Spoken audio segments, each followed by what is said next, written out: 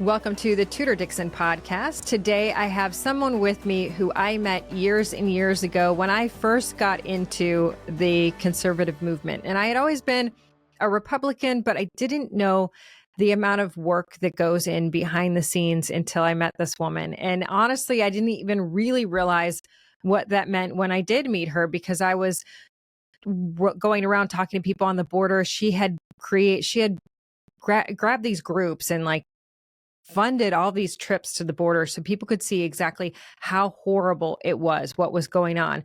And this is years into her already being an activist for many years. But this was, for me, my introduction to the conservative movement was this woman who was just this powerhouse, grabbing members of Congress, getting them down there, showing them what was really happening, talking about these kids, talking about these moms, and talking about the kids on the ground. I mean, I will never forget the stories that she was telling me about the school kids that were dealing with these people coming across the border, dangerous people running through their playgrounds, having to shut down the schools, but also the tree filled with women's underwear, the rapes, the children that were being abused. I mean, all these horrible stories.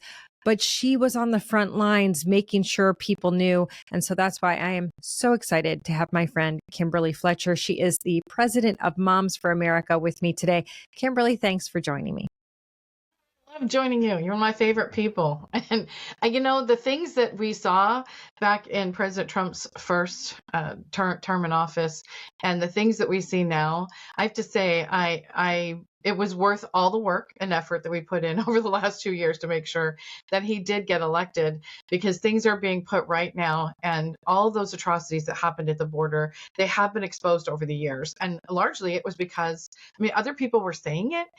People who were on the border, the Border Patrol, the law enforcement, it was like they were being ignored. It was when the moms went down there and talked to other moms and showed people in video what was actually happening. And the White House asked for those videos. And a lot of those things were being exposed from a different vantage point. And moms started to realize, listen, this isn't about separating kids from families. These kids don't belong to these families. Women are being raped. Children are being abused sexually. And all across the border, they're being put in the system and nobody knows where they are or what's happening to them. And now the conversation is changing, and it's really hard for them to push their lies now that the truth has come out. Well, I would say you were one of the first moms to really see the manipulation of the left. Like, a lot of people think that these movements on the left happen organically, but you were seeing, no, this isn't organic. This is these manufactured stories. They're going out in multiple different ways into society and people are buying them, but there's an alternative story here. There's the truth, and there's the truth that people like when you just said these weren't families being separated. And that was actually common knowledge among news people. They were even doing DNA tests at a certain point, and then they realized the DNA tests were too expensive. They couldn't, or supposedly, they can spend $300 on a broom, but they couldn't do a DNA test on people to make sure that the kids were actually with their parent and not a trafficker. And that, to me, was so powerful. And then, boy, that mission really started to change and evolve, because that was where I started with you, and I saw all of this happening, and I was like, my gosh, this woman is working so hard to make people see. And that work, I want people to know that work that seemed like it was very behind the scenes was getting national attention from people who were finally opening their eyes and going, whoa, my gosh, this is a disaster. I remember a woman who was a leftist, and she said, I had to prove these people wrong. And you were probably one of them. I had to do a documentary to show what was really happening at the border. And when I found out what was really happening, I was horrified, because it was exactly what you were saying it was. So to me, that was kind of the journey that I started on with you. But then we went into COVID and what was happening in schools. And you really started to expose some of this indoctrination that was happening in these schools and pushing these agendas. And they got to the point where you have like the Riley Gaines of the world who were saying, hey, I didn't get the trophy I wanted. And there you were saying, we told you this was going to happen. It's funny because I call it the something wicked this way come moment. And it was 2003, and I had run for school board in a suburb of DC in Northern Virginia. And I I saw things. And I saw the direction that our country was going in multiple different ways between, I'd say 2001 and 2006. It was like one thing after another. I started to see literally something wicked this way come, and it was already brewing. And I tell people all the time, it was always there. We just didn't see it. It's like the Lord of the Rings. The orcs were always under the ground, evil and doing the dark things that they were doing. It wasn't until the ground ripped open and they all started flooding at you when you're like, oh my gosh, what's going on? And so for 15 years, people looked at me, moms especially, looked at me like a helicopter parent with a tinfoil hat. And then when 2020 came around, they're like, oh my gosh, this is really happening. So I saw what they were doing to our history curriculum. I saw the deceptions. It wasn't even a matter of taking things out of history anymore. They were completely rewriting history. I saw the books that they were pushing in the school. That was my first exposure to a book called It's Perfectly Normal, which is graphic pornography for children. And they call it a classic way to teach children about sexuality. And they promoted it 10 years and up. And it's everywhere. And it's been around for 30 years. And they celebrate their 30-year anniversary or 40-year anniversary. And I'm just like, wow, this is crazy that these things are going underneath the radar and parents don't even know it's happening. So I became that voice of warning, trying to make parents aware that this was happening. And it was always like, oh, not my school, not my classroom, you know. And in 2020, they realized it's everywhere because it's being pushed by the teachers' unions.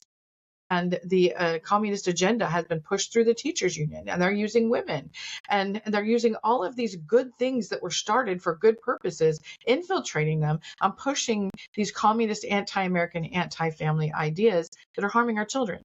So it's it was interesting kind of that you say that vindication in 2020 when everybody recognized I was telling the truth. No, it's true because honestly, when I met you, I'm like, what motivates somebody to go to this extreme? I mean, because it's hard work. You have to get people to believe in what you're saying. You have to get people to donate to your cause. And that's what I think a lot of people don't understand. When you do donate to a political cause, find out if the person actually knows what they're doing, what kind of impact they're having, what impact they're trying to have. And I'm sure at the beginning, this was just kind of, you started like, oh, I've got to go out there and talk about this. But you created an organization in Moms for America that really did have a massive effect in how politics have been shaped today. And that, to your point, is 4 years that Donald Trump was not in office was vindicating for you, because I think, and for so many, and even for Donald Trump, because people were like, this is not happening. These people are crying wolf. And then all of a sudden, all of this started to change. And in Michigan, they just passed tampons in the boys' bathroom bill. And, I was talking about this the other day, because then Donald Trump came out with these executive orders, and there was one of our legislators here who was like, this is devastating for trans youth. And don't tell me there aren't trans youth in the state of Michigan, because there's 2 right now playing in sports. And I thought, it's so interesting, because the argument is from the standpoint of parents who have girls in sports. Well, why should we allow these few kids to come in and wreck the sports for the girls, wreck the chance of getting into college, the scholarships and all of that? Because these kids want us to change everything. And people, oh, how can you say that? How can you not hold my child into this, high esteem? And it's not that at all. But I think about my niece. She was born without a left hand. And never once has my sister said, well, I want all the cheerleaders to only use one hand. Or I want all of the kids to only be able to use one hand when they're in art class. She's never said everybody has to be exactly like this. They all have to do the same thing. And so I really do think, like, yeah, there are people that are different. There are people. And I think we always make accommodations for the people that are different. But that doesn't mean that you take away from somebody who actually has an opportunity to achieve in their sport. That is not a fair. That is not a fair fight. No, it was not. It was actually dangerous for our daughters, and that's why we fought so hard to make sure that their safe places remain safe.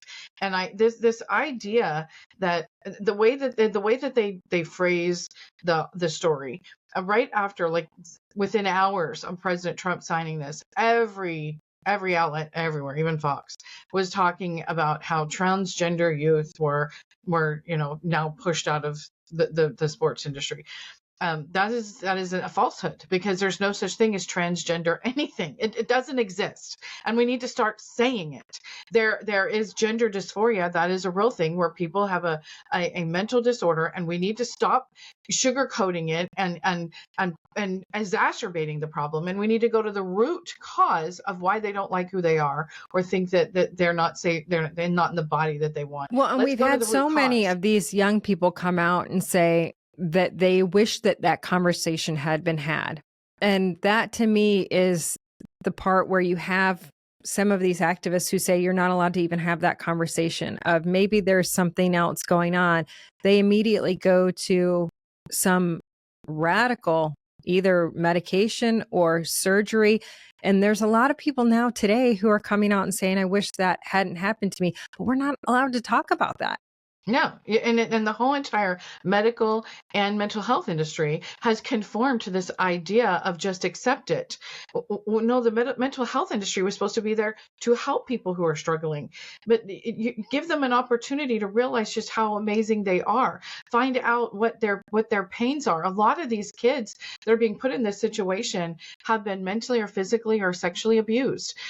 They are on the spectrum. They are targets. They are victimizing our children. They're bullying and intimidating everybody else who doesn't adopt it. This is communist and Nazi type of agenda pushing. And when you go through the history, and this is one of the things that I've done over the last 2 years, is I've just, every speech I've given, every presentation I've done, the first few minutes is all giving a history of Hitler, Stalin, and Mao.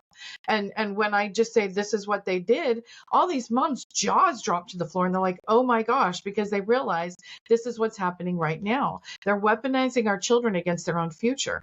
They are physically, emotionally, and emotionally, and mentally abusing our children, and sexually abusing them, because they are pushing concepts and ideas on them that they're not ready for, and they just want more time on the swing and extra long time in the playground recess. They don't. This is too big for them, and we're shoving these conversations at them and these concepts and these ideas, and then we're punishing them when they don't accept it. As young as kindergarten kids are being sent to the principal's office for not adopting the new pronoun of their classmate, and they're being traumatized. So this is mom standing up and saying this is absurd.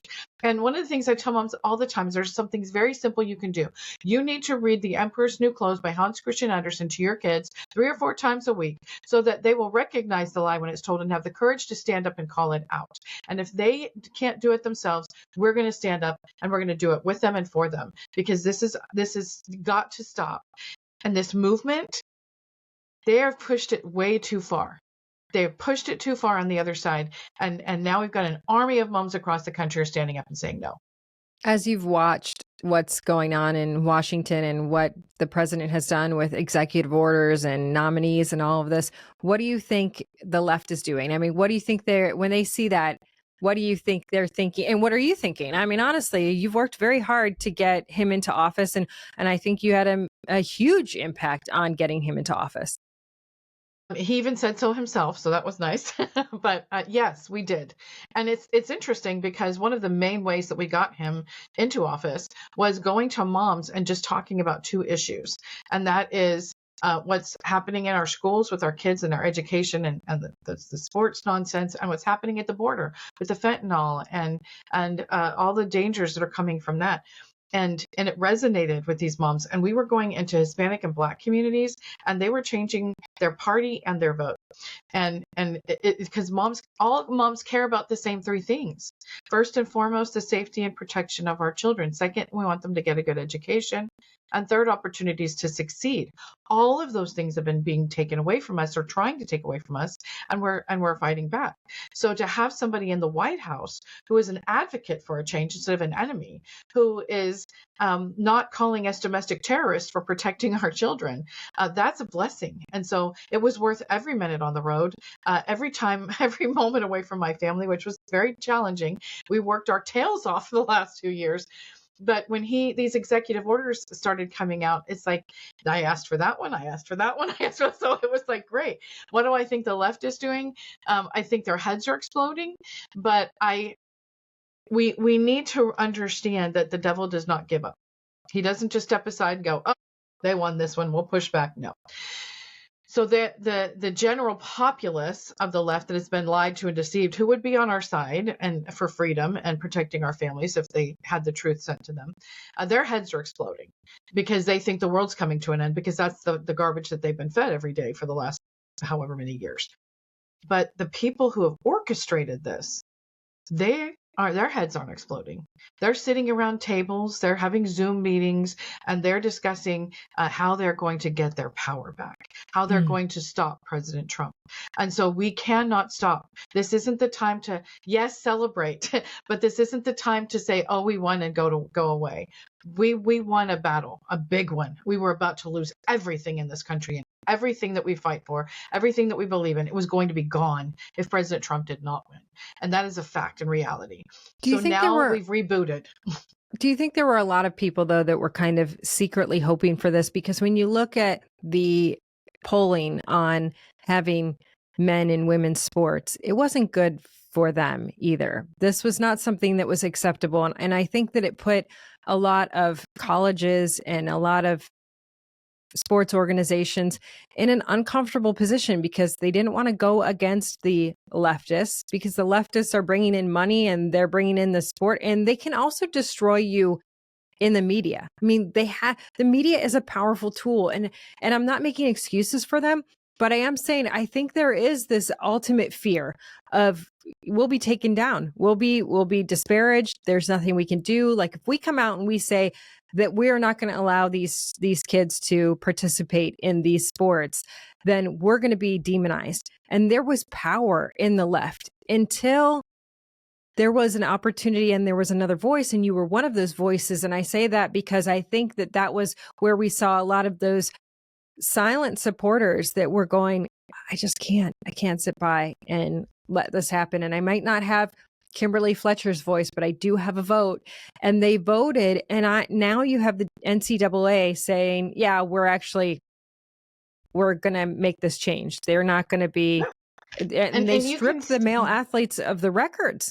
You can see it on the national level. This is what's great. It was like as fast as the NCAA did it, proves your point. The NFL, they're trying to hold. They needed that cushion. They needed that support. Yes, they needed to know we're not the crazy ones, and it is an enormous amount of pressure when it's like high school. I mean, it's literally high school on the world stage on an adult level, which is absurd. We should, don't peak in high school, move on. but that's what it was like when you're in high school. It's like you've got the band geeks and you've got the everybody's being divided, and it's like, no, we're not divided. We're one nation, and common sense will prevail. But like you said, that the media is a beast. Mm-hmm. And when you've got the media out there that can decimate you in a soundbite, then you're gonna worry about that. And plus, then in addition to that, you've got the federal funds which are saying, do this or we're going to take your money away. Well, and one of the things that I told, talked to the administration about, and different members of administration, was they've been bribing and blackmailing us with our own money for years. The president of the United States has no power and authority to tell any state, county, school district what to do. He just does it. All they can do is bribe and blackmail us with our own money. So I said, and the goal is to take down the Department of Education. And Linda McMahon is going for her hearing this week. And her whole job is to be out of a job in 2 years. And everybody in the department, we're all excited about that. But before that happens, there has to be a full audit of the system. Where did the money come from? Where did it go? What policies were attached to the money, and how can we turn it around? And this is our opportunity with these executive orders, which are completely legal and within the Constitution, unlike other presidents. With these executive orders, we're able to send a different message to get everything back on the right track, and then take down the Department of Education, because they've been doing this for decades with the money to the states, to the school districts, and they've all bought it. There are some that are going to push back, but most of them are going to be like, thank God.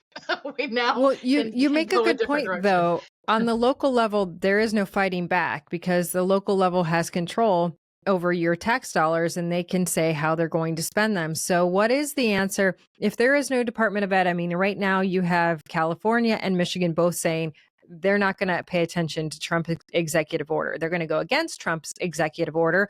And therefore, I guess they will forego federal funding. I'm not exactly sure what the punishment is for that. Yeah. But what Well, do you? that's it. That's the only thing that can happen is they forego the federal funding. So you are incentivized or you're penalized with federal funds. My whole objective is to get rid of the 16th Amendment altogether so that that doesn't happen at all. And there's no direct taxation of the American people, which wasn't a thing. Until we get there, we have to work within the scope of what we have. And that is incentivized and penalized based on federal funds. So the only option they have to continue doing what they're doing is to say, we're not going to take your federal money. I find it very hard to believe that they're going to do that. They've been taking federal money for way too long. I could be wrong.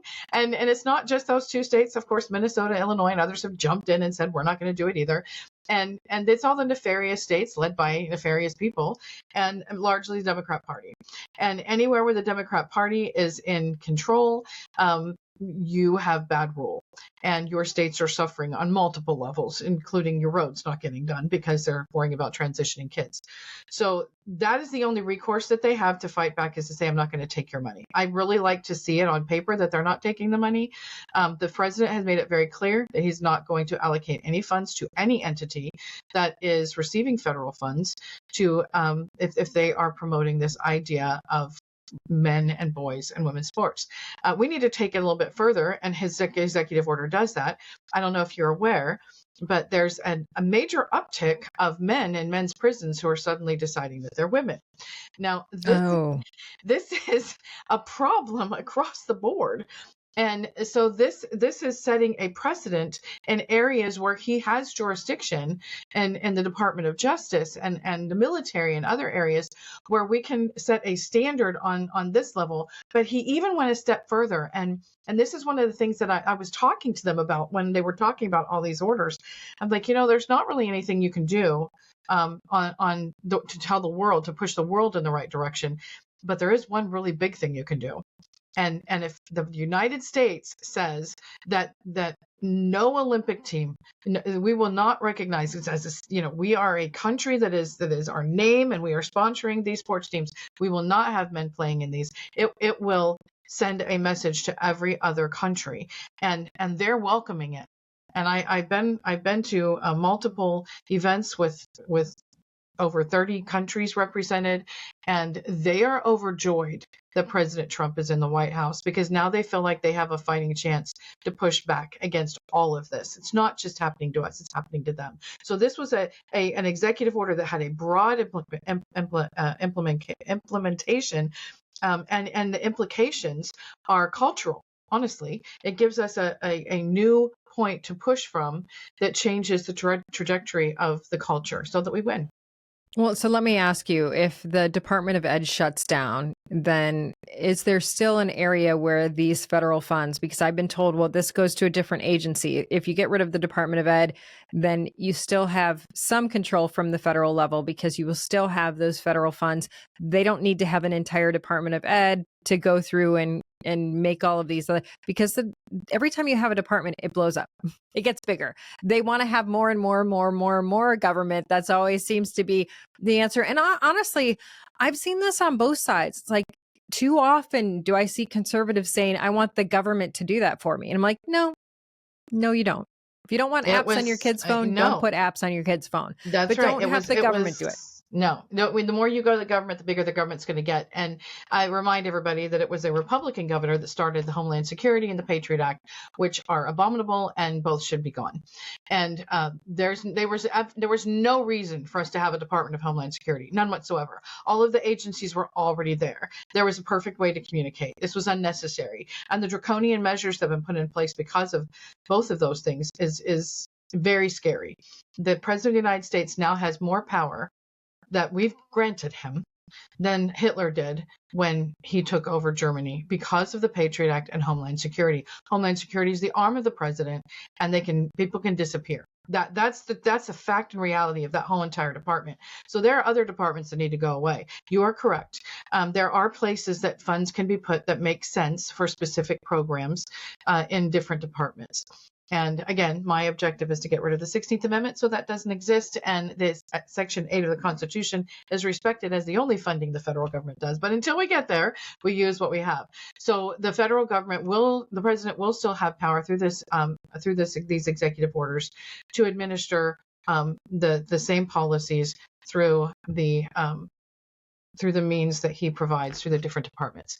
But the Department of Education has to be 100% dismantled. It can't be, it's only going to be 5 people, because the moment the next guy comes in, it's going to turn into 3,000 again. Right. So it has to be completely dismantled, and the funds need to be dispersed. The allocation of funds need to be dispersed into other departments where it makes sense. So what is next for Moms for America? We're fighting on the local level. That's where this is what's really exciting. 2020 gave us so many gifts. And one of them is I don't have to convince people anymore that everything is local. They know that. They know what's happening. They don't know why anybody would do this. And that's the reason why people kept saying it can't be happening, because who would believe that anybody would purposely want to harm children or tear down the freest country in the world? Nobody would believe that would happen, but that's exactly what's happening. So now that I don't have to convince them that everything's local, we are building up our Moms for America groups across the country. We have brought on more state liaisons to help facilitate things happening within the states. And we are going after the legislatures on specific educational policies. Right now, we're heavily engrossed in the fight for school choice in Texas. We have added language that made the bill stronger. We weren't happy with the original bill, but we're very happy with where we're at right now. And there's a need for us to be involved in our local communities. And the thing that we're focusing on really strongly in the next year and two is building those relationships locally with the people who represent you. Know who your board members are. We all know now. It doesn't, and I tried to tell people, it gives you a nice soundbite as long as the media is paying attention to show up in a t-shirt and yell at the school board, but it doesn't get anything done. It doesn't change anything. Right. Building relationships with those school board members does. And we need to determine, because most of them agree with us. They can't stand this nonsense, and they're appalled when we make them aware of what's happening. So we need to make them aware of what's happening in a respectful way. We need to build these relationships with them, and we have a whole family lobby program to do that, which is simple and fun and engaging and effective. And then when we are opposed to something, they're going to listen to us instead of ignoring us. And that we need to do the same thing with our sheriff, with our state representatives, our county representatives. Show up at those school board meetings, be seen, smiling, and then that's how you get things done. And when you realize the people that can't be moved, their hearts and minds cannot be changed, those are the people that you target to remove. And you start getting involved in finding somebody to replace them and getting involved in elections. So if we want to turn this around, it's got to be done on the local level. And the most local level is home and family, support the home and family, and then your school district. So how do people find you? How do they get that advice? They can come to momsforamerica.us. We're actually in the process of putting up a whole new front page of the website, which is going to help direct people better, because everybody's like, you have so much, I don't know how to find what I need. This will help you. So momsforamerica.us, everything is there, and all our social media platforms. And we have a very unique feature at Moms for America. If you email us or call us, we actually respond. So feel free to do so. Awesome. Wonderful. Well, we will send everybody there. Kimberly Fletcher, she's the founder of Moms for America. Thank you so much for being on today. Thank you. Thank you. And thank you all for joining us on the Tudor Dixon Podcast. For this episode and others, go to TudorDixonPodcast.com, the iHeartRadio app, Apple Podcasts, or wherever you get your podcasts, and join us next time. Have a blessed day.